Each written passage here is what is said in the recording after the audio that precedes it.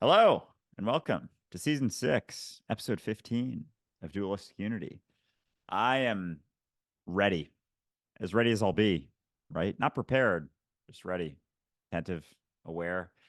See what happens because I don't know where this is going to go or what's going to happen next necessarily, but I at least am paying attention to what's happening right now. Gives me a little bit more context for what might come next. I am thoroughly interested and enthusiastic, I have to admit, because every time I get out of the way and I look at reality, I look at the world, I look at people, how we got here, where we might be going, how we interact with one another, I'm just awestruck because there's so much to learn from, so much. And I find it so funny because you could look back and go, well, I'm learning about history. You could look at people and learn about psychology. You could learn about the questions about life and say you're learning about philosophy, but all you're really doing is being an interested, enthusiastic human being. And that's all you're doing. We call it these different things, but really that's just stuff that we do, that we've given a label to. And so I'm really excited because we have a guest today that shares a good deal of my enthusiasm for life as a whole, as you can tell from all of her content, which I just have fallen in love with. I was showing my daughter today. She's like, "That's great, Dad. I'm doing stuff." I'm like, "All right, I'll come back later." But we are joined today by Felecia for the Win, who is a software engineer, philosopher, content creator, podcaster. She questions social constructs. She questions reality as a whole, and she's just a hell of a lot of fun. So I'm really excited to have this conversation. Felecia, if you don't mind telling everybody a little bit about yourself, I'd be very appreciative. Whoa. Well, I don't know if I'm going to do a better job than any of that. I think you like pretty much nailed it. Yeah, recently I've been thinking like deeply about just the concept of curiosity, right? And just how impactful curiosity can be and how fulfilling it is, right? So like that's one of the reasons why I started and why I love doing content, creating content is because it's like a catalyst to like keep me curious. And so yeah, that's like what I love to do. I love to just be curious, open-minded, share stuff online. I was a software engineer for almost a decade and I miss it every day now. I haven't been doing it recently, but once an engineer, always an engineer, I hope. Even if we are engineering reality, right? There's plenty of different ways to engineer things. So, yeah, that's pretty much what I do. Thanks for having me. I'm super excited to be here. Oh, likewise. Yeah, it's very fun and it's cool that you've been able to strike a bit of a balance because I know a number of engineers in my life and they always come from the logical perspective. Things have to make sense. And so it's a constant drive to make things make sense as opposed to remaining curious or figuring something out, like figuring your life out, figuring yourself out, figuring the right way to live, the right way to be. And I've found, at least in my own life, as I've sort of had that engineering. I almost did engineering in college and shifted away from it, but it's always been, figure something out as opposed to remaining curious. And a lot of it surrounded myself, figure myself out. What's wrong with me? What's there to fix? What do I have to do next in order to achieve or accomplish the next thing? And so I found that I wasn't so curious about anything outside of improving myself. And, more and more, especially in the last couple of years, as I've let go a little bit of trying to improve myself or get somewhere, I've found that I do become a lot more curious. Like life has a lot more fullness to it. And there's a wonder to it, I guess. And it's so funny how you can go for so long. Like if something didn't have a reason, to look into, if it wasn't gonna, if I knew it wasn't gonna improve me, or knew that, or wasn't sure whether it was gonna improve me, like it wasn't worth doing. And I don't think that's what life is all about at all. And so I'm curious, have you always been a very curious person? Is that more of a recent sort of transition, or was, younger Felecia just as curious as you are now? I have always been a curious person. Um, yeah, like always. And when I was a kid, it used to get me in trouble. So like I went to private schools my entire life. My parents were like heavily into the church and they kind of made a mistake, I'll say, of like they entertained my curiosity a little bit more than they should have. Like we used to, like they were really into the church, right? So we would have like family dinners and they would bring up a Bible verse and they would, you know, look to 8-year-old Felicia and be like, well, what do you think? And I would tell them and it would be cool. It would be dope. You know, it's like, wow, like it was amazing to be a kid and to like have parents who encouraged critical thinking and like thinking for yourself and like expressing yourself and having your own opinions about things. But as I got older and older, you know, that being aligned with their interests started to drift further and further apart. And same for like, you know, teachers at school, you know, I started to be like, wait, fuck authority, man. Like I got into like questioning authority and all of this kind of stuff. So like, yeah, I would say that like I've always been curious. The thing that I loved about engineering was actually the fact that there were so many constraints. So it's like, you know, with engineering, you're basically given a problem and you're given a solution. And it's basically like a puzzle where it's like, you know, you have to figure out how to get from like point A to point B. And it's just incredibly satisfying. So like I loved that. I loved making algorithms. That was like my favorite thing. And I also loved squashing bugs. Like whenever there was a bug or like a glitch in the system, that would be like my favorite thing because I just it's like Inspector Gadget, right? To like try and figure out what's going on, and then it's just so satisfying when you squash it. So I miss all of that about engineering, but ultimately I quit because of that because I felt like it wasn't creative enough. I felt like it was taking so much of my time and I had tried so hard to get there.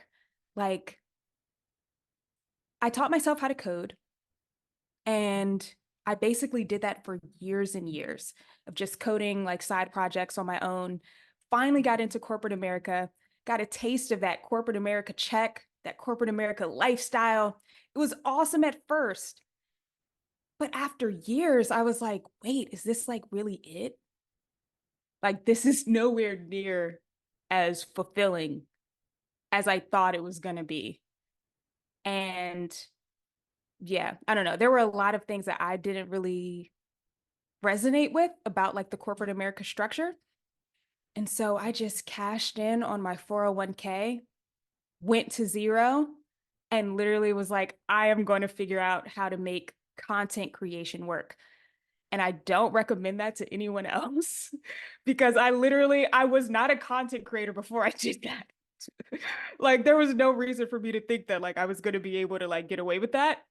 But here we are. It's been 2 years and we're alive. We have a roof over our head. So it's interesting how the universe kind of like, you know, makes way when you push through. Yes, yes, it absolutely does. That's why I like the expression, you know, God helps those who help themselves. It's almost like it's God helping itself, oddly enough, right? It's like that which sustains life, life sustains, something along those lines. I really relate to a lot of what you were saying in terms of curiosity and especially coding. I taught myself how to code back when it was still GW Basic, Oh, and base. wow. Oh yeah, no, I'm old for sure. But one thing I always loved about coding was it was being engulfed in the process of creating the process of going from A to B, sure, but also just the process of how is that going to happen? And you're overseeing it, you're getting a bigger picture, you're starting to learn other languages to do other things from other parts of what it is you're working with. And I always found it just fascinating that it's not just about the coding so much as the awareness of the environment and how to influence it using that awareness.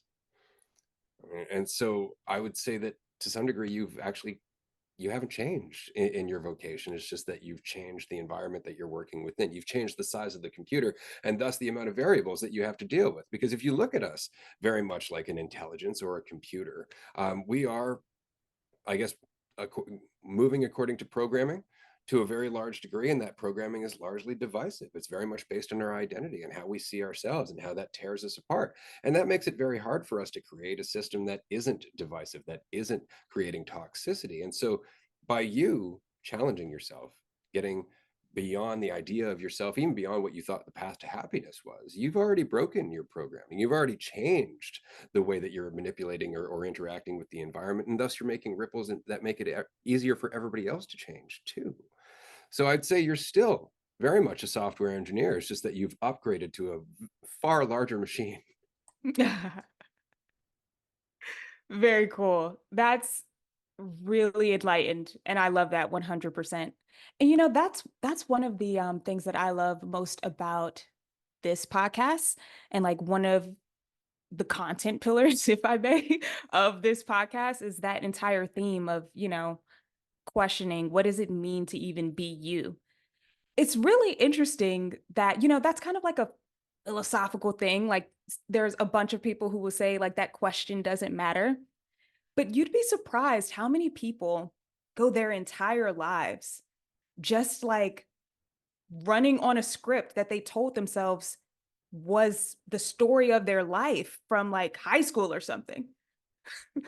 It's like they never like rethink, like, wait a second, I'm not even in my hometown anymore. Like all of that happened there, like doesn't have to consume me. It doesn't have to like be all of me. But it's just so true. Like in that way, we 100% are programmed because there are so many different things in our society that basically tell us that that is the case, right? That like the things that you do when you're incredibly young do go on to change the entire trajectory of your lives, but it doesn't necessarily have to. Certainly. There's the quote, I think therefore I am.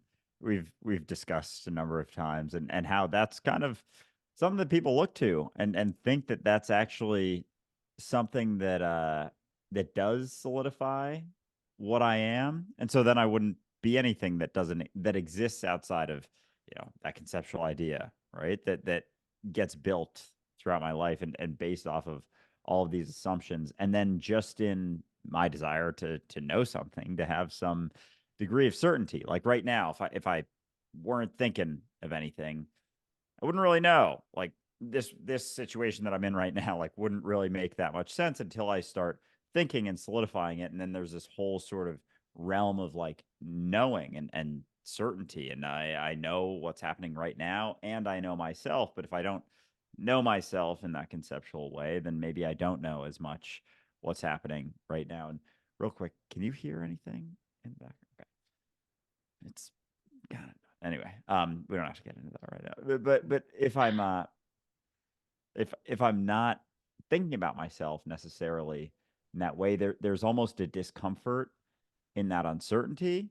And instead of being willing to sit in that for a sec or just continue to pay attention, I'll run from that. I'll want to come up with like, no, I can know something though, right? And as I do that, then it kind of like masks anything that may come up. Because when I am uncertain, it's like all those things that I've been sure about in the past maybe don't make as much sense, or the reasons that I'm doing something don't make as much sense. My habitual actions don't make as much sense. And that's when you can, I think, start to break down more habits when you are willing to, sit there and not be so sure of things, because most of the habitual stuff is in response to, another thing that I'm sure of, a way of viewing myself in a different way that then caused me to, like the habit of drinking. We were talking about this for a bit before. Like if I have a habit of judging myself for acting in a certain way and I don't want to act that way, I'll drink in response to that. But that's based off of an existing assumption. And so it's interesting when you're willing to not be so sure of what's going on. I think that's a lot of where curiosity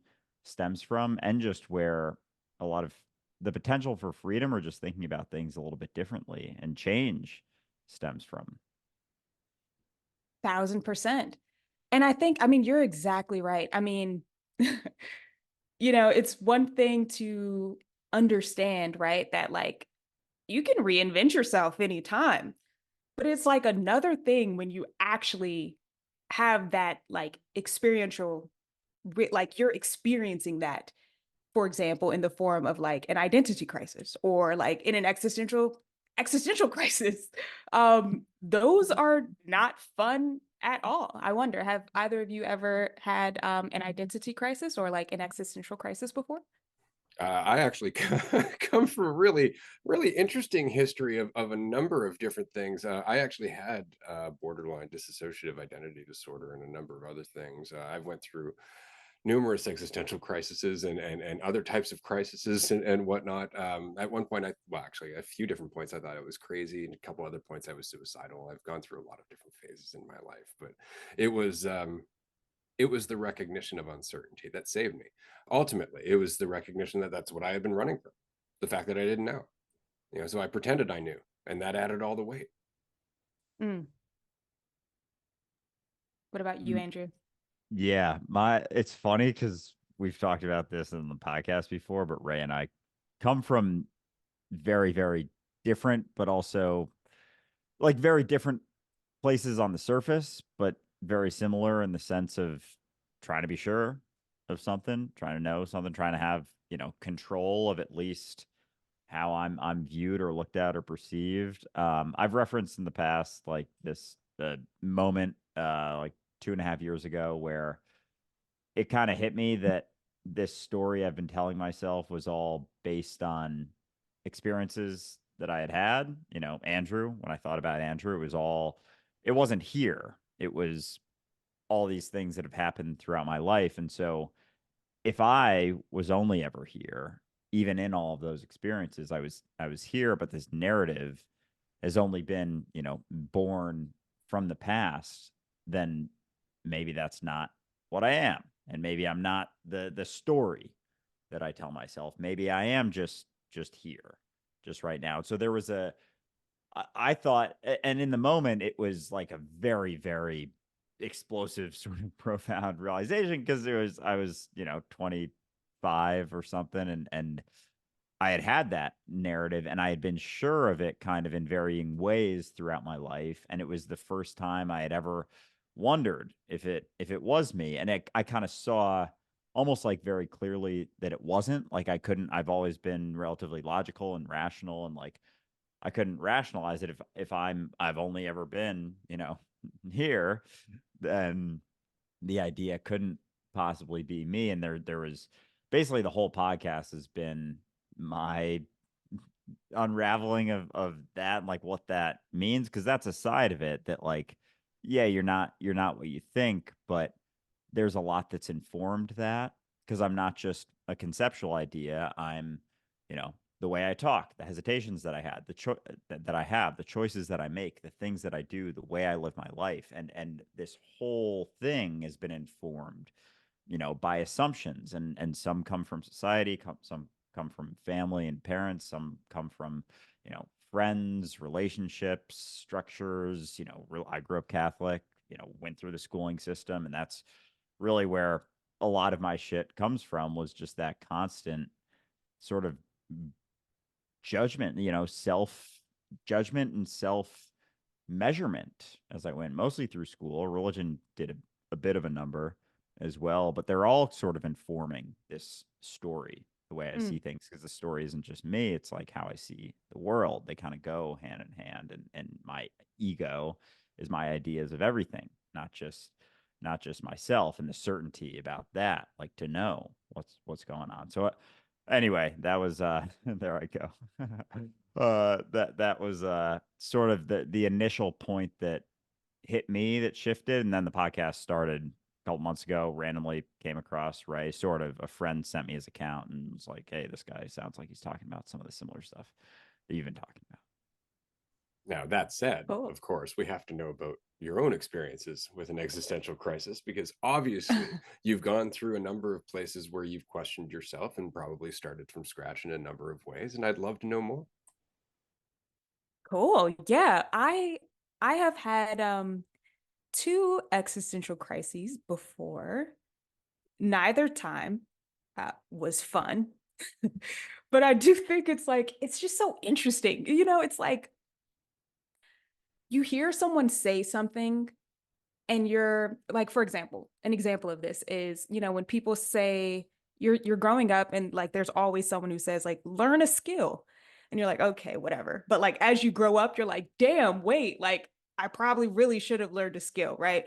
Another one is, you hear time and time again people talking about how like corporate America, or like when you're making so much money, like people who make money aren't happy, or like something crazy like that, right? Like the people who make the most money, they're not even that happy, or like money doesn't buy happiness, whatever. But like when you're working retail, making like 30K a year, it's like, fuck you, your money doesn't buy happiness. Like, what are you talking about? But it's so true. Like, I was the most depressed I have ever been when I was making the most money I ever made in my life. And so that dichotomy basically is what started the existential crisis, where it's like, hold up. So what is the whole point of being here? Like, what is even the point? Because I'm aware of the fact that like this is just some BS society game, right? To your point, society kind of tells us the story of our lives, whether that be from the church or family or books or movies. So you're walking the story that like you've been told, and then you get there, and why aren't you fulfilled? And that's basically what started the whole existential crisis of like, well, why the fuck am I even here? Like, what is really the point? And basically got to the point of realizing like, yeah, like in a way everything absolutely is meaningless. And that was a thought that was sad to me at first, but then it became, wait, this is kind of awesome because I get to assign meaning to everything. So the second existential crisis was, I can't exactly remember like what started that, but I remember like coming back to that thought of like, that's my job, right? So that's my real job as a human being on earth, is like assigning the meaning to things so that I have the experience that I want to, that I prefer. And that's my take on existential crisis. But another thing that I got out of that was, when we look at people who are depressed, right? That's something that they say a lot. It's like things are meaningless, right? And we kind of like write it off like, no, they're not. I actually think we should say, no, you might be onto something. You're like right there. All you have to do is like push a little bit more, perhaps. But I know that might be like a radical thought. I don't Well, no. Oh man, because and it's letting, because if you're depressed because you think things are meaningless, and you're not willing to question, well, like, why do I assume that things should be meaningful? Am I looking for know. someone else to make things meaningful? Am I passing off the responsibility of meaningfulness to someone else to tell me, to tell me that what I'm doing is the right thing to do, to validate my perspective, to give me a fucking guarantee that I'm doing the right thing, that I'm on the right path, that I'm going the right direction. What if that wasn't the case? What if there was no right direction? We only followed them as a way to soothe the discomfort of not knowing right now, right? And so, oh man, yeah.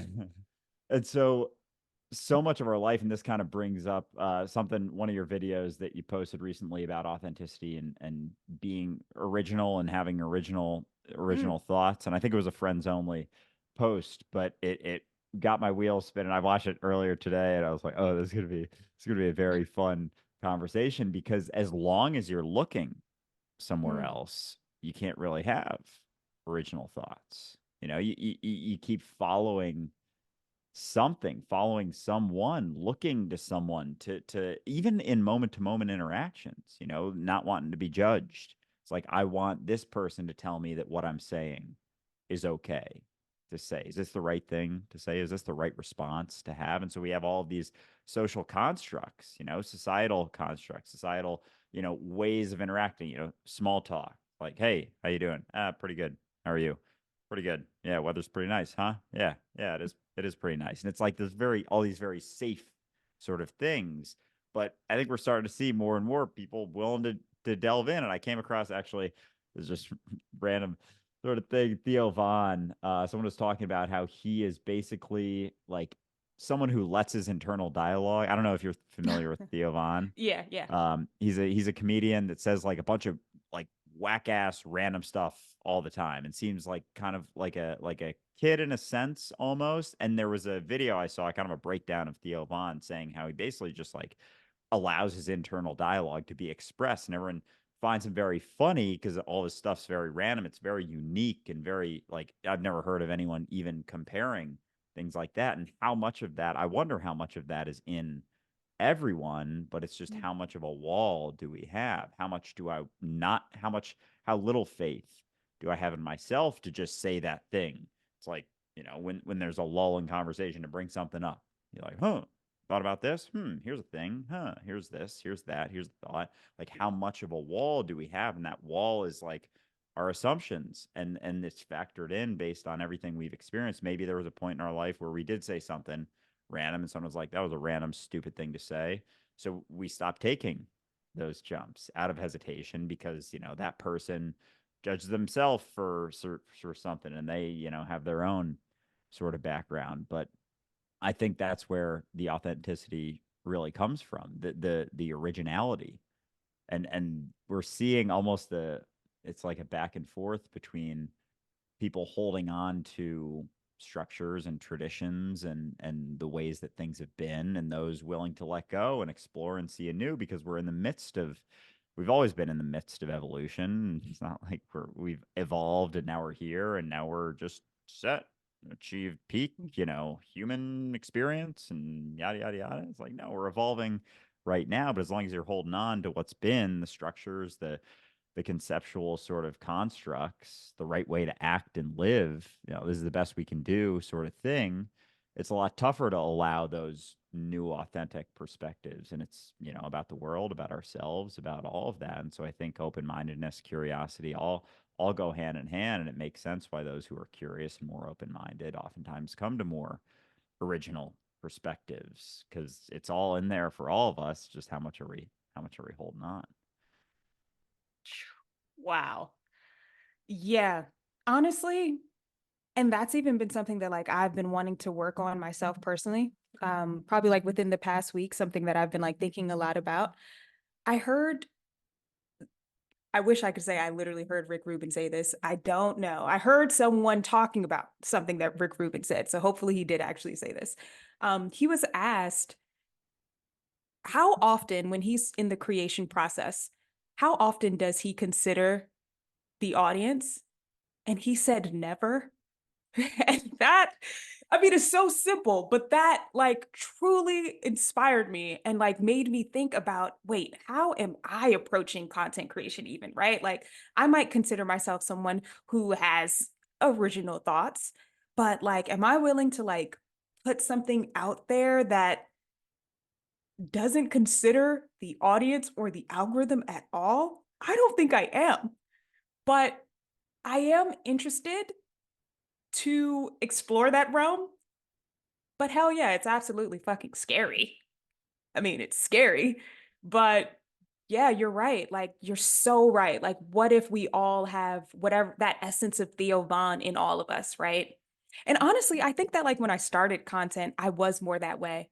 Um, but as you know, I learned the algorithm, but like at the same time, the algorithm like learned me. Like the algorithm trained me, right? Like it's a two-way street. I was also trained by the algorithm to like not say certain things if I didn't want certain reactions. And I do think it's very important in this journey to hold on to something where it's like, you know what? No, fuck the algorithm. I'm saying fuck a lot. Is that all right? Fuck yeah. Okay. All right. Like we need to hold on to like fuck the algorithm. Like that's an element of that needs to exist, if only but an element. So yeah, 100%. You're so right. That is really well said. I'd like to throw, I guess, a perspective at you, and it's something that comforts me. I don't give a fuck about the algorithm because, frankly, I've just gone through too much shit in my life. But on the other hand, that's why I don't have nearly as many followers as either of you, and it's because I'm not catering to them. I'm speaking for myself and myself alone. But that doesn't do much when it comes to generating traffic for a podcast or generating an audience. And so when I met Andrew, Andrew was still very much in the thick of gaming the algorithm. Right now, he does that from time to time, and the rest of the time he throws shit out there that's for him.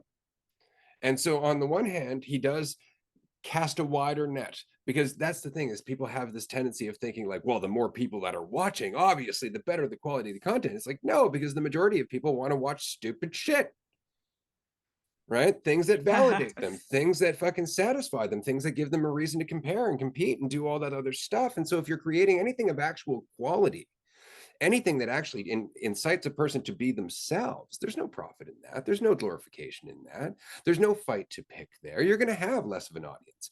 But how much more are those people making a ripple because they're actually paying attention and not just self-soothing? Right. So on the one hand, you throw out the wide net, and then you bring them in, and then you let the ones that aren't ready run away. It's like, here's something a tad deeper. Oh, bye. Right. Like I did an experiment when I first started on TikTok. I made a video about manifestation, just saying that your mentality really does give you the ability to create anything you want in your life. You can access all of your potential, all of your creativity in each and every moment. Just let yourself loose in the world. And everybody just loved that. And then the next video, I'm like, but you have to ask yourself why you want the thing you want. Is it coming from a place of lack? Boom, I lost like half the followers like the very next day. And it's because people want to feel good. They don't necessarily want to feel grounded. You know, and this is why when you were saying about your existential crisis, I loved both of them. The second one is, I would caveat with without attachment. Like, nothing has meaning, so you give it meaning according to what you prefer now, but without attachment, without letting those preferences actually define you and become a template in their own, because then they lead back to that fear. Then they lead back to that, I got to be this. This is how I'm happy. And it's through the act of changing, it's through the act of transition, of opening our mind, of seeing new things, of gaining context, that we actually feel like ourselves. We feel alive. That's where we're happy. It's never in finding that groove. Right. And that's that mentality that we're trying to get out of. That's that existential crisis. Oh my God, I actually haven't been existing. I've been in my head this whole fucking time. Right. And then we're like, well, what do I do now? And then we dive back into our head. But the practice is being here. Mm. So well said. 1000%. And also, like, I really like that you like this phrase, you know, being alive, right? Like, what does it even mean to be alive? Like, we are constantly on the edge of every moment, constantly on the edge, teetering on the edge, and from moment to moment to moment. And so, I don't know, I just saw that there's probably a parallel there. Like, even when we think about creativity, it's like, cool, you can like play to the algorithm, you can like gain this following, whatever.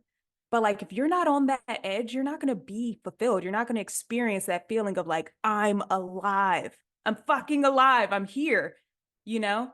And I think that's probably what it's all about. That's probably what we're all chasing.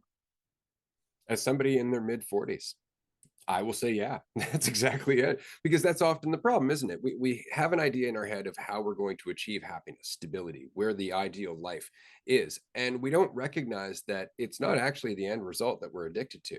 It's the process of going somewhere. It's the process of distracting ourselves from who we are right now. Right. And that's really all it is. But once you stop distracting yourself and you're like, right, right, right, but I go with me wherever I go. So that's kind of the important part. I should be looking at who I am, you know, not who is in the idea, but who is in the evidence, which is why it's so important to throw yourself in, which is why it's so important to go out there and experience things, because that's how you gain self-knowledge, not as a concept, but a feeling in your bones. Wow, totally. And also, like, when we think about the moments in our life where we feel most alive, a lot of the times it's like when, okay, in a physical sense, the moments where we feel most alive are often those moments like when we're literally teetering on the brink of death even, right? So like people feel alive on roller coasters, right? Like people, like you're hyper aware of what it means to like have a life. Like there's a life that's yours. Like, and it's like, whoa, when you're like hyper aware of that, that's like when we feel alive. So whenever we're just like not being curious and just playing to the script, just reciting the script of the day, we're not going to feel alive. You know, we're going to feel like a character in a simulation. It's not fun. It's safe, but it's not fun. And I think that's ultimately the choice that we have to make, right? Safe like a prison cell. Exactly. We get very, very comfortable with those prison cells because they're secure. I know this as I'm sitting in this small room here. I know these walls. I know the extent I've explored this. And I think a lot of the shifts for people, you know, an existential crisis is like that prison cell all of a sudden goes boom. And it's like, whoa, there's a lot of things that I'm not so aware of. And so there's sort of like when you explore the prison cell, it starts out like very fucking small. And it's like it's all lit up because you've explored all of it. Then it like goes boom and it opens up a little bit more. Maybe it gets twice as big, but it's all dark because you haven't explored it. Like, whoa, I don't know what's in there. I'm afraid of that. But the uncertainty of it, you know, not knowing what's in there, could be scary or it could be exciting. It's like, whoa, there's a bunch. I don't know what's in there, you know, or the door's open. You're like, the door is open. The prison door is open. I don't know what's out there. And that's scary, but it's also exciting. And that's the, you know, back and forth with freedom is it's entirely uncertain. It's not like I think we're running, you know, and trying to get somewhere to become free, trying to build ourselves up to become free, as opposed to recognizing like freedom can only happen right now when you're not holding on to so many things. And so the part of my existential crisis that I kind of left out was my entire life leading up to that point and kind of going through similar to what you were saying with making, you know, a bunch of money and realizing, oh, this is the most depressed I've ever been at the same time.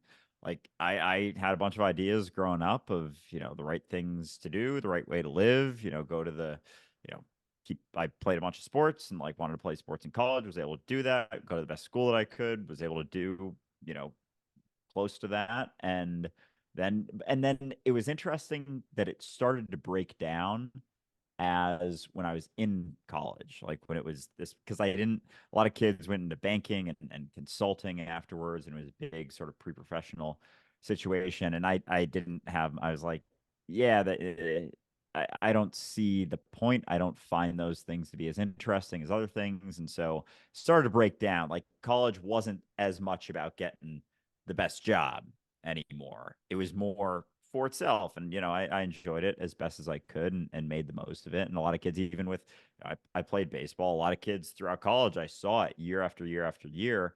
Kids who were very good stopped making it about the season we were having. They started making it about becoming a pro baseball player. And so and a lot of them, as they started to focus on that, played way fucking worse. And I found that to be the case in high school for myself as I started to make it about getting to the next thing. I got way worse. And then I kind of had to let go. I came this close to quitting.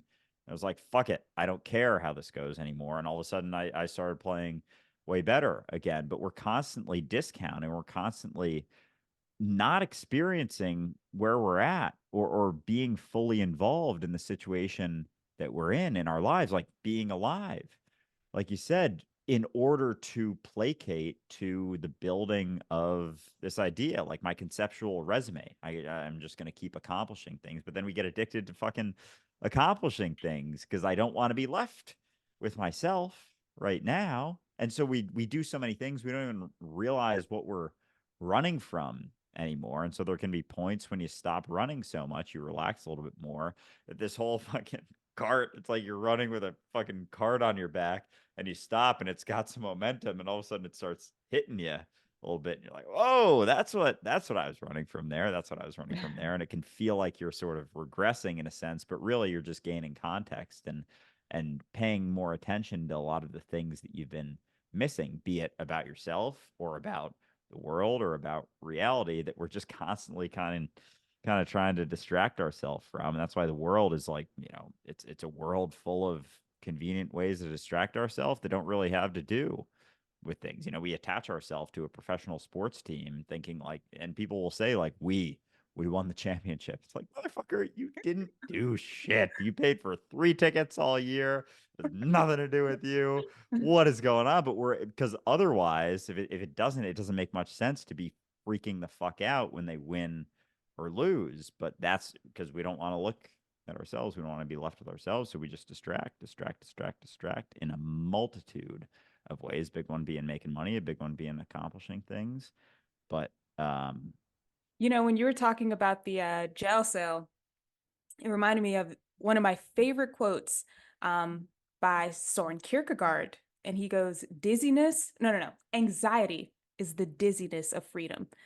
And it's like, that's what it is. That's what it is. Or like another way is, going back to your jail cell analogy, is better the hell you know than the hell you don't, right? And like so many people fall into that pattern of like just sticking with the hell that they know than the hell that they don't. But you don't feel alive that way.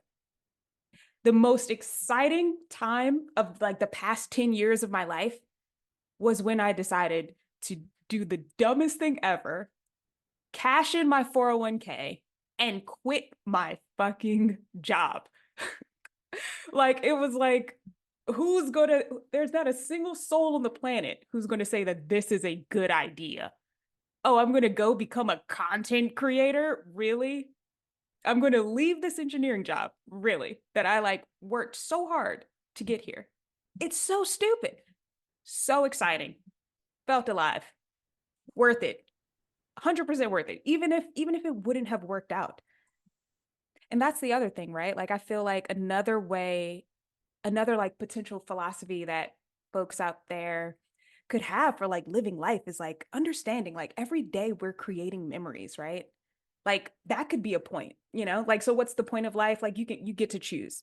One possible point is like you're creating memories for yourself.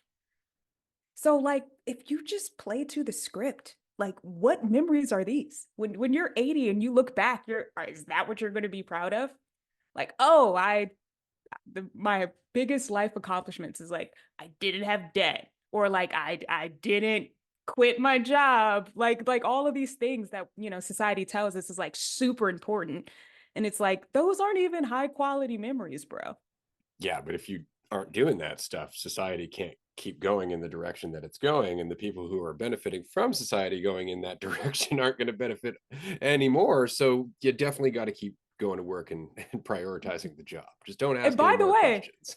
all of those people, they're not doing that. They're not playing by the script in any way, right? So what's the phrase where it's like do as I say, not as I do.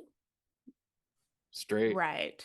straight up, absolutely. No, it's really interesting, but again, I mean, it's kind of the point of what we're all doing. Like, we don't recognize it, but everything that we've built over the last several thousand years has very much been on the back of egotism. It's very much been on the back of my value goes up or down according to my assumptions and how I compare myself to others.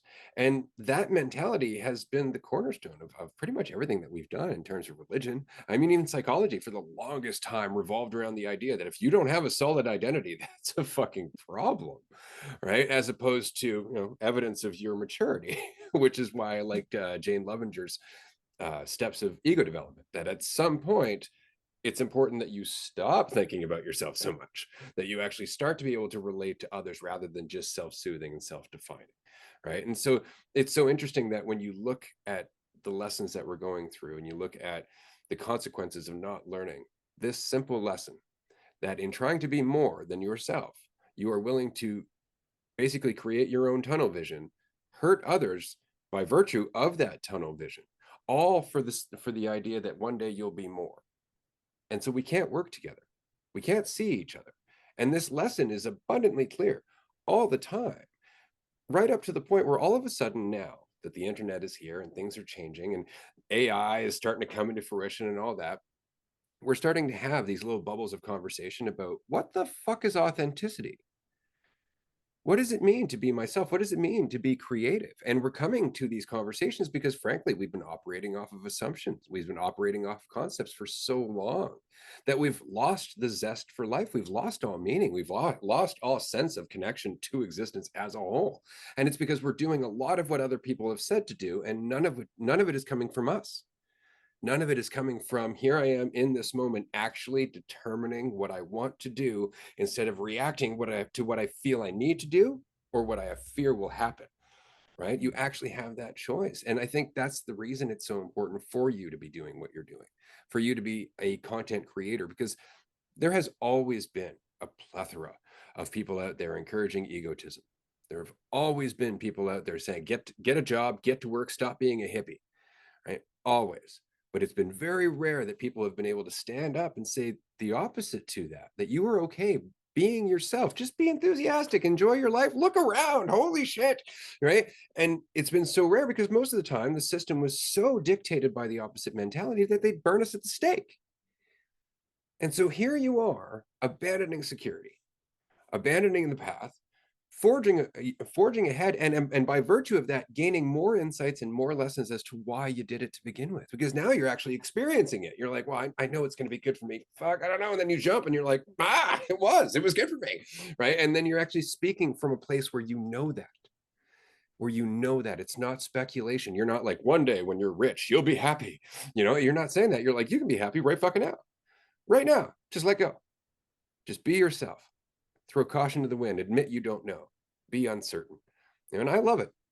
I see this more and more in the last 5 years. Because again, I've been talking about this shit for 20 some odd years. And for a long time, it was not well received by any means. By any means, especially when people are afraid or wanting things. Right? They don't want to hear, what you want is actually a sign of a sense of lack. They're like, shut the fuck up. They don't want to talk about that at all. Right. And so there's been such a shift. Like the fact that you and Andrew are out there doing your thing inspires me daily. It makes me incredibly excited about the world that my daughter is growing up into, because you could look at the world and go, yeah, well, we got all these problems. But the world you're looking at isn't the world. You don't actually know. What you do know is the ripple that you're making right now. And that's enough for me. Wow. That was beautiful. Yeah, the sense of what I want has been something I've been wondering about for a while, because you start to bring that into question and you start to realize like how uncertain everything is, right? Like I don't know what's next. So like how could I really know what I want? And so it's hit me more recently that like maybe I don't know what I want. I don't know what I want. And there's been sort of at least, a few months ago, year ago, like this nagging feeling that I should know what I want. Like it's something I got to figure out. I got to write down and write pros and cons for things that I should want and get that all filed away and figure it out. And then just, you know, put the blinders on and run and go for it and shoot for it. But maybe it's not about that at all. Maybe it's not wanting and then getting and because then it's like, okay, then what? Like then what? And I think that the death example you brought up, or whatever you said about death, made me think about, wondering about what your life or what you want your life to be all about, like the memories when you're about to die, and putting yourself in that spot, because like when you're about to, end, say, quote unquote, that it's not about how you look or how you seem to someone else, because there's nothing to take with afterwards. So it's like, what would you actually want to do with this life? And at this point, for me, it's like have like be myself and have impact, whatever that is, but I don't know what it is. And so what can I do if maybe I'd like to see a slightly more authentic world? It's like all I can do is be more authentic. That's it. That's the extent. It's not a structure, it's not a path, it's not a thing that I can figure out how to do. It's only something I can be right now, but that doesn't give me the comfort of feeling like I'm doing the right thing, that I'm on the right path. And like that whole narrative, the right way, the right thing, the right place to get or thing to do is all fucking horseshit. Like it's entirely horseshit. And so what I want, if I can't know it as something in the future, then what do I want right now for right now? A little more relaxed, be a little more authentic, and then that informs my life and my decisions. But it doesn't really have anything to do with what I own, with what I have, with how I'm looked at, how many followers I have, all that stuff. That doesn't really, unless I start thinking about it. But then as soon as I dive into that, then it's like everything starts coming up, and all of the measurement and the judgments and whatnot. But when I think about what I really want, it comes back to, where I'm at right now and the things that I'm doing, and it just, I don't know, a little more relaxed, a little more authentic, and then see what happens and actually be there paying attention as it does play out. Dude, that has been something, the whole like wanting, not wanting, that has been like the most recent like mind trip that I've been dealing with, is like every now and then there's nothing that I want. There's like nothing that I want to like do or accomplish, or it's just, I'll just feel like I'm just like here. And it's a weird spot to be in, because it's like, I mean, it's just zero motivation to like move forward. And so yeah, that's like a weird one. But I think it could be good, right? I think it's one of these other examples of like, you're like right there on the edge of something, because it's probably really good to not want. I mean, in fact, the Buddha, right? The original Buddha, the OG, said that life is suffering because we have this inherent, incessant desire to like just want things over and over, no matter what we get. It's never enough. And especially in our society today, right? Like that's like what they want all of us to believe. Like in our soul is like, oh yeah, no, you bought those shoes. Not enough though. No, you have this and that and this and that, but it's not enough. And it's just like, society, corporations, whatever, they want us to be on this cycle of like, life is inadequate. They'd love it if our entire lives were a series of inadequate events. So it's kind of like probably a good thing that it's like, you know what, buying that or like going to that place or posting this video and this video getting 1 million views, like that doesn't mean anything to me. It's probably good, but every now and then it's totally trippy. So yeah, I totally resonate with that. That's great. I really enjoy that. And it's just the fact that, again, like life is so very different when you come into that gap where it's no longer what should I be doing, but what do I want to do? And if you're not doing anything for the sake of validating yourself, you're just left with this kind of void. You're like, like I don't actually know. And it takes a little while at that point, because you're so used to doing things for a reason that it never occurred to you to do the thing for the sake of it, just for the sake of doing it, because now everything you do, you're fully attentive to. So you're always growing. So mission accomplished. No matter what you do at this point, you're getting the most out of it. But we're not used to that. We're used to thinking, but it's not until I get to an end result that I benefit. But now it's every step of the way we benefit, which I think is really interesting. But we want that journey, right? And so society around us is just emulating this very old mentality that we still get tempted to use. And what was interesting is that you were talking about how, the people around us, the world around us, very much want us to, stop using our imaginations, just get to work and kind of plan our lives. Andrew and I were talking about words recently, which is, I know, a post that you also did regarding words and where they come from and all that. It's really interesting because the word serious, the etymology is actually in a series. Right? So it's so interesting that when we are serious, we're always thinking within a timeline. Right? Whereas when we feel enthusiastic, we are here in the moment, in the present, as ourselves, which I always found interesting, because the etymology of enthusiasm is to be possessed by God, is to actually be full of life, of existence itself, which only ever happens in the moment, and you're not serious at all. This guy is good. Oh, I know. Jesus Christ, that is amazing. Oh my gosh. Like my entire perspective of the word enthusiasm has just shattered. That is amazing. It's one of my favorites. Words are awesome. Absolutely. Well, you did a great post the other day. I think the word was Jouska, which I thought was so very interesting, because it's a word implying, I believe it was a conversation that you're having in your head that's not actually happening. And what I love is that normally we would just use multiple words, like inner dialogue or speculative discussion, that kind of thing. But instead, we've combined it all down to one word. And I thought that was so interesting, because if you think about that, at some point, let's just say a decade, 2 decades down the road, people are just going to use Jouska in a conversation, right? It's like, what were you doing? Jouska. And if you were to take us from now and put us there, we'd be like, what did they just say? Like the English language has totally, completely shifted, but we've done that so many times. We had discussed this earlier on the podcast, and I didn't know this at all. The word believe up until the 12th century just meant to care for. And Mm, after the 12th century became to take without question. And isn't that convenient? You know, because that means that when Jesus is like, believe in God, he's not saying take it without question. He's saying love God. He's mm. saying love reality, right? He's saying to pay attention, to care for something. It had nothing to do with a concept and everything to do with an attitude towards life.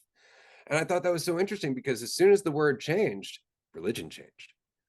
Everything changed. You know, it was shortly after that that some of the darkest shit in the Catholic Church came to be.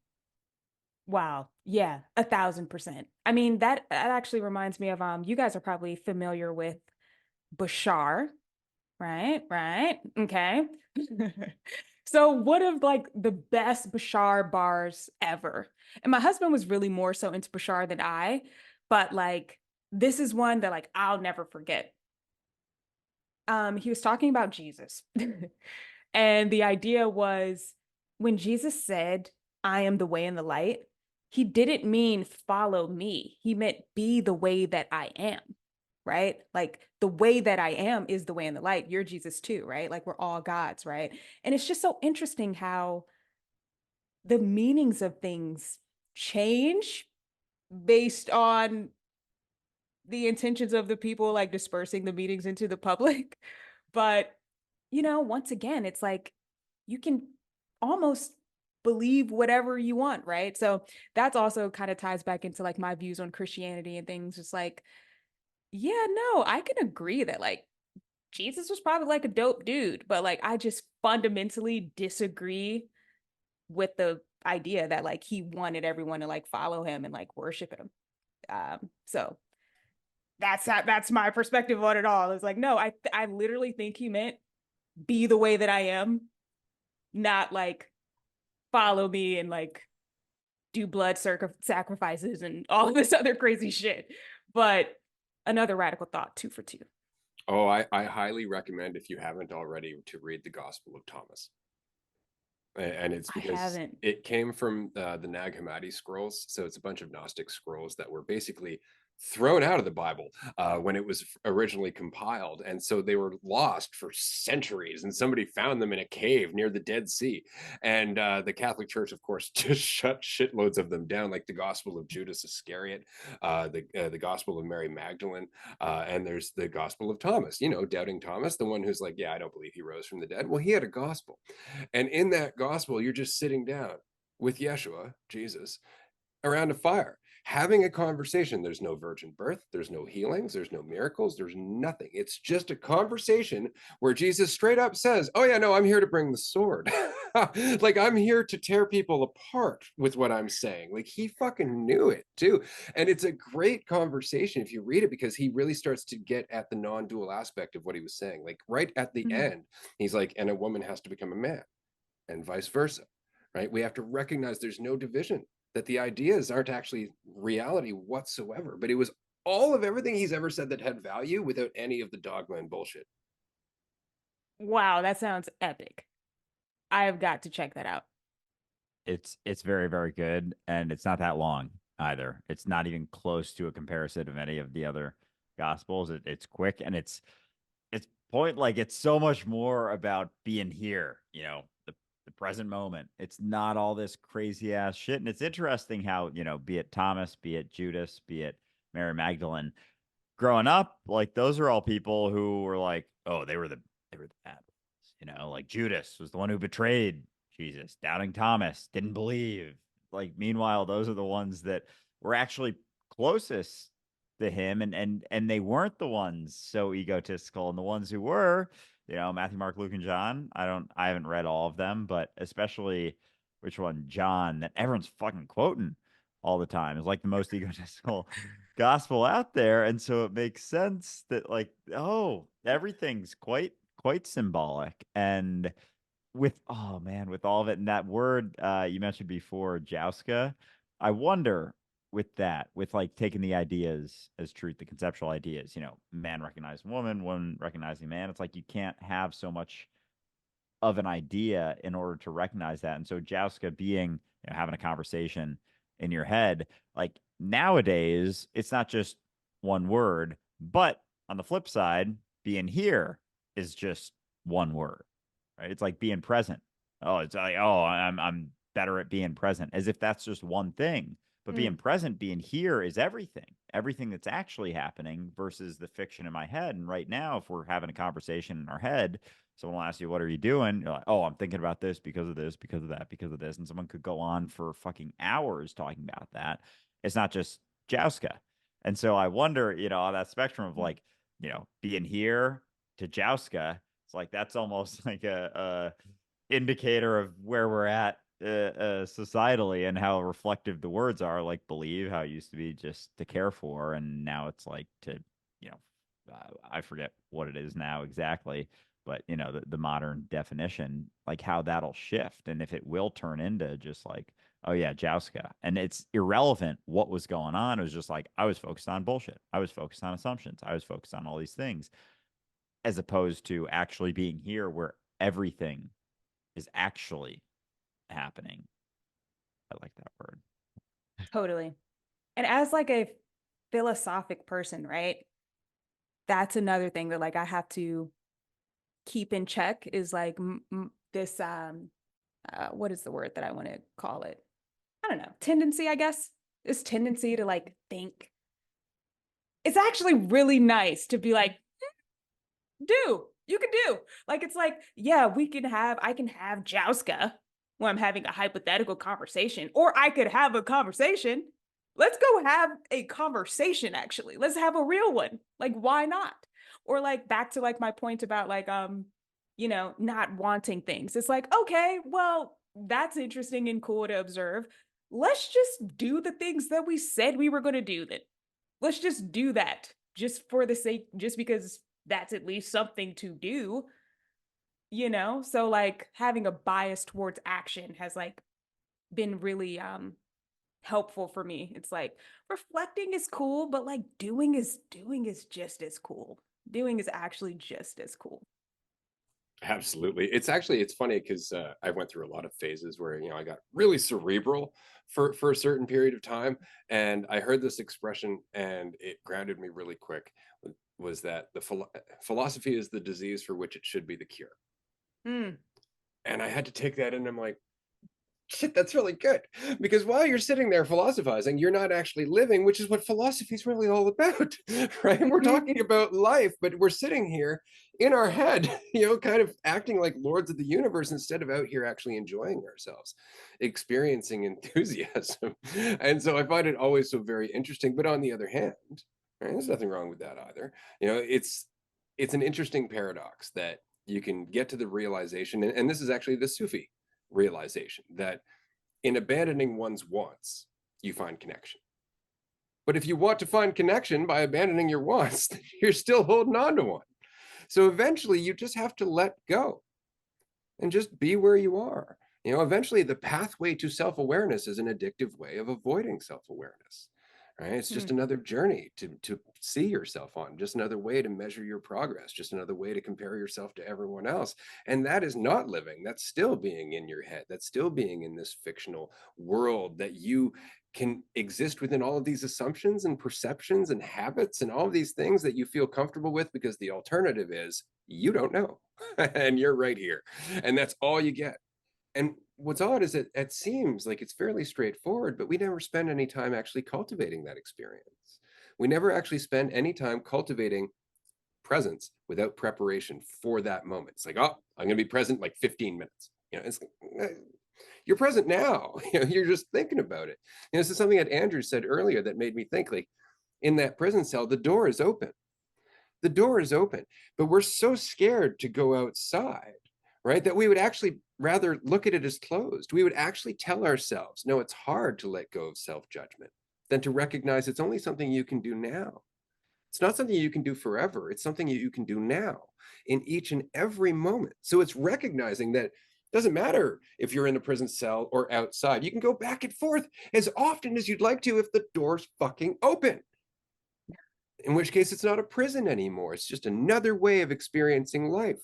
It's just a room that you can go into from time to time instead of a place that traps you and makes you feel like you can't face reality.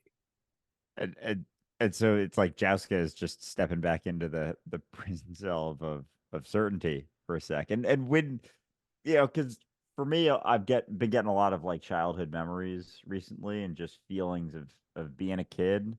And you think about, and this is a way we've at least for me, I've recently, Ray's kind of been talking about it like a sleepover for a while, but like the retreats we do every couple months, they very much are just like that. They're just a sleepover because we've talked before. I've mentioned like there's no agenda, no structure, no yada yada yada, and we get pushback sometimes. Like, what do you mean you don't have a meditation hour in the morning? What, you don't know what's going to be best for these people? Who are you to be running a retreat if it isn't in control, if there isn't certainty, if you don't know what's going to happen? Because then anything could happen.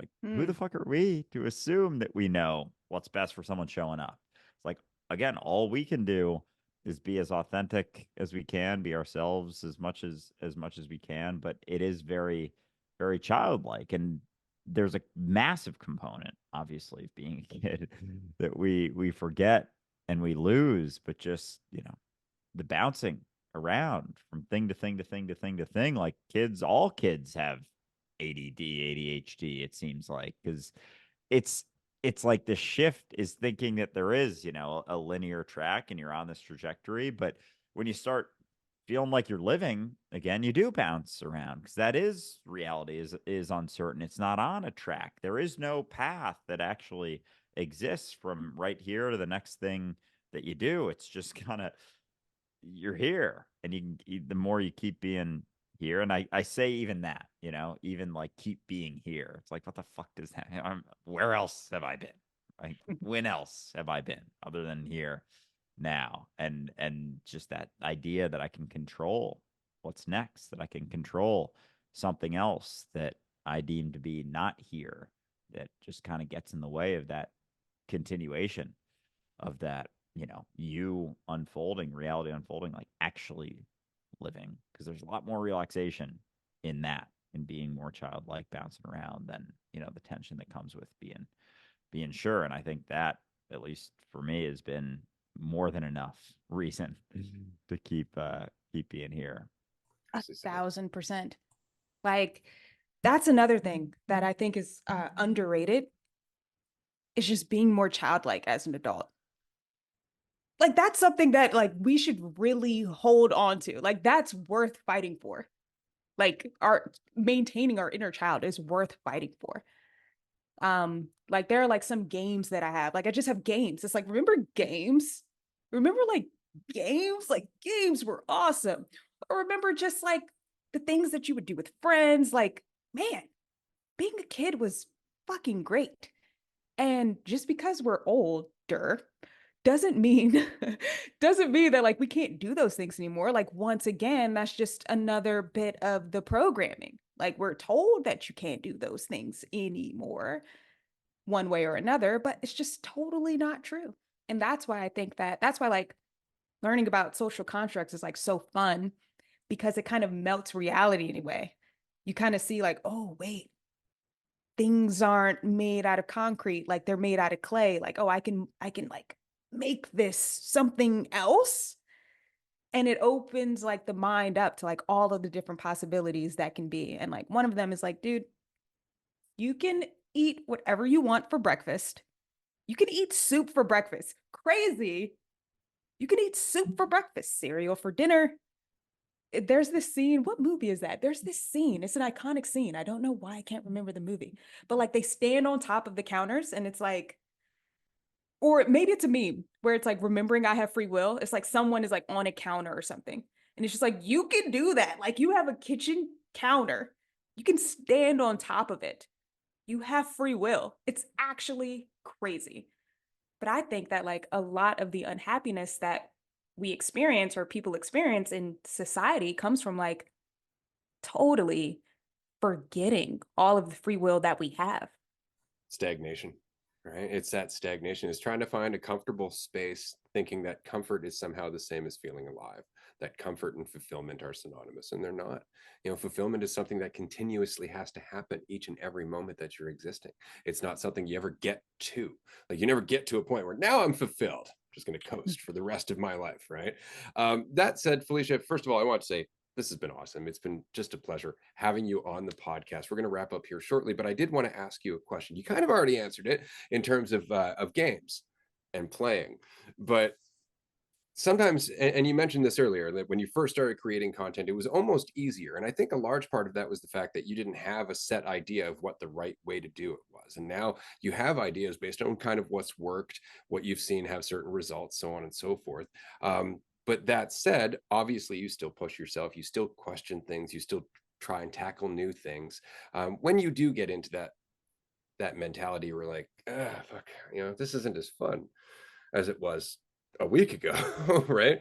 What would you say is something that helps you ground yourself, something that helps you pull yourself out of that thought and actually get back involved with just the doing, which is, of course, where that enthusiasm reemerges? Oh my gosh. This is such a great question. And I am so excited to say this answer. Okay. And actually, like throughout this conversation, I remembered the source of my second um, existential crisis. And it had to do with the nature of work. And it's all going to tie into the answer. Stick with me. But it had to do with like the nature of work. So like after I quit corporate America and I basically was like, I'm going to like go out into this entrepreneur world and like wherever it's just open space. And it was like scary. Okay. Every now and then it would be like, wait, what's the point? Right. Or like, what is the point of my work? Because when we are in, for example, corporate America, the point is money, right? The point is like status. The point is like, I have to take care of my family. Like, it's like, there are other motivations behind it. But me, I didn't have any of those. I had already had the money, right? So I couldn't even tell myself like, oh, that's why. Like I already had that. I ran away from that. It couldn't be because, status. It was like, no, when I used to walk in a room and tell people I was a software engineer, like the way that their face would light up, like I miss that so much. Now I tell people I'm a content creator and they're like, that makes sense. I'm like, damn it. No, I want to be surprising. So it wasn't any of those things. So my second existential crisis came from like, wait, why am I doing this? Why am I doing this? And I read a book that changed everything. Um, it's called The Courage to Be Disliked. And it's basically, it's like it's a fictional book, and it's a hypothetical situation where like a kid finds a philosopher in the woods and then asks him all the questions about life. So one of these questions or one of these topics that they went over in front of a fireplace, of course, is this nature of work and like why work. And basically what the philosopher in the story made me realize is that, every day when we get out of our bed and we go to the coffee shop and we get coffee and we get on social media or we watch a movie, all of these things throughout our day that we experience is because someone else worked. It's because someone else contributed. Like someone made this comforter, someone made this bed. Like there was an entire team of people who engineered this bed to give me the most optimal experience that they possibly could, right? Like there are people who go to work every day to like make this coffee, and they clean I don't know any coffee terminology, but they clean the coffee machine so that way I can have like good coffee. And then I come home and I turn on Netflix. Like there are engineers at Netflix who are like thinking deeply about my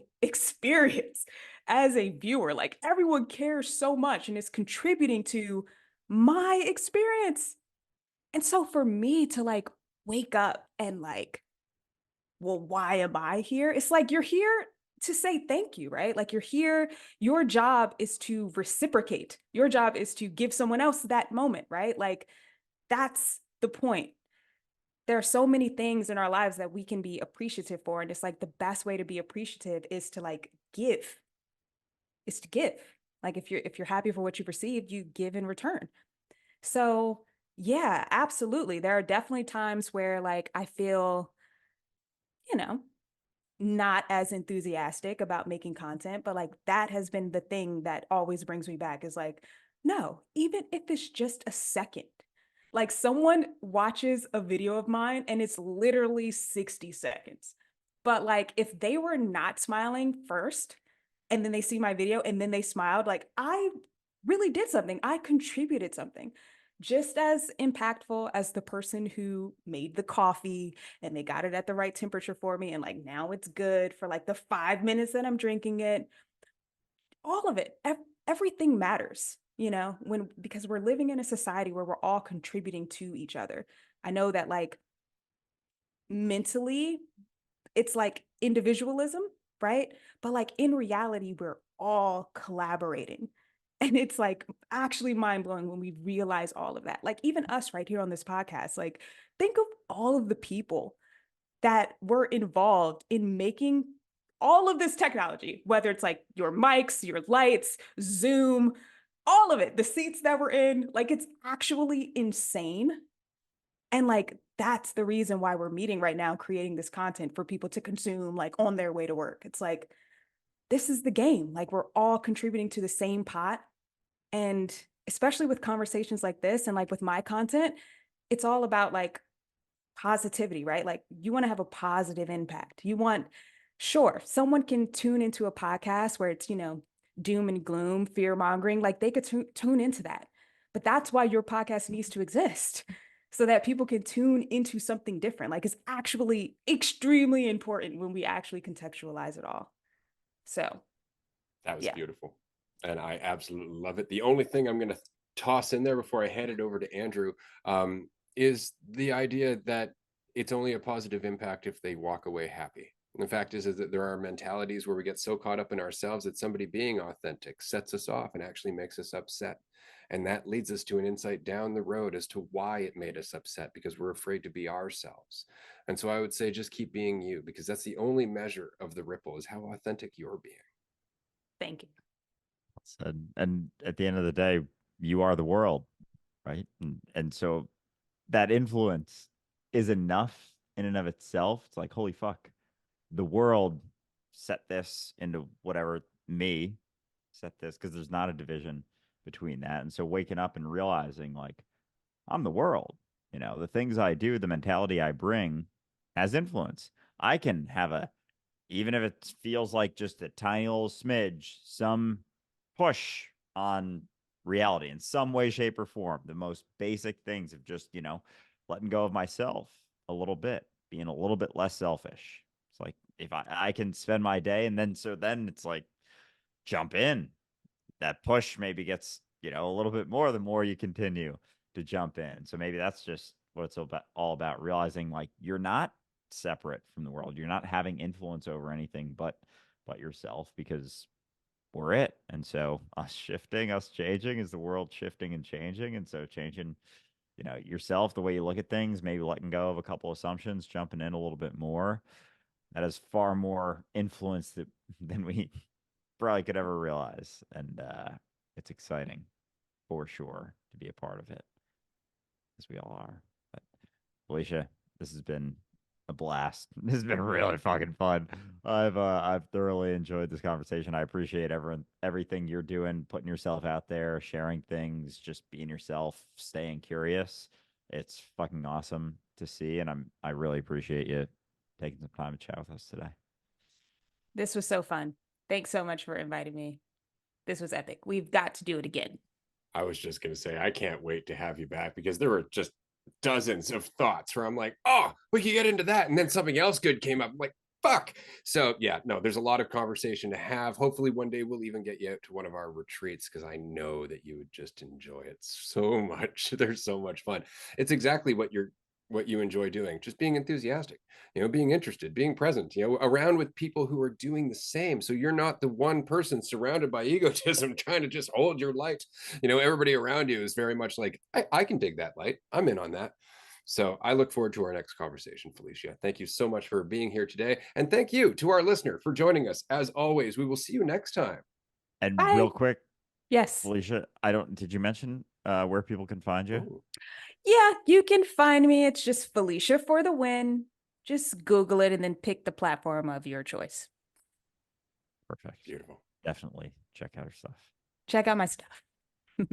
Thanks, guys. This was so much fun. Thank you. Bye, everyone. Bye.